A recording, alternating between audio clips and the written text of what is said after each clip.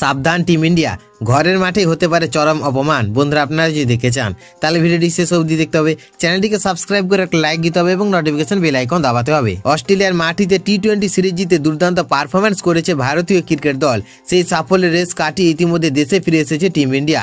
এবার শুভমন গিলের নেতৃত্বে ভারতীয় দল নামছে দক্ষিণ আফ্রিকার বিরুদ্ধে 2 ম্যাচের টেস্ট সিরিজ। দেশের মাটিতে অধিনায়ক হিসেবে এটি শুভমন গিলের দ্বিতীয় টেস্ট সিরিজ। আগের বার ওয়েস্ট ইন্ডিজের বিরুদ্ধে 2-0 ব্যবধানে সিরিজ জিতে লেটার মার্ক নিয়ে পাস করেছিল তিনি। তবে এবার প্রতিপক্ষ অনেক কঠিন, প্রোটিয়া ব্রিগেড দক্ষিণ আফ্রিকা। টেস্ট ক্রিকেটে ভারতের বিরুদ্ধে দক্ষিণ আফ্রিকার রেকর্ড বেশ শক্তিশালী। দুই দলের মধ্যে এখনো পর্যন্ত 44টি টেস্ট ম্যাচ খেলা হয়েছে। এর মধ্যে 18টিতে জিতেছে দক্ষিণ আফ্রিকা আর ভারত জিতেছে 16টিতে। শেষবার 2019-20 মরশুমে দেশের মাটিতে দক্ষিণ আফ্রিকার বিরুদ্ধে টেস্ট সিরিজ জিতেছিল ভারত।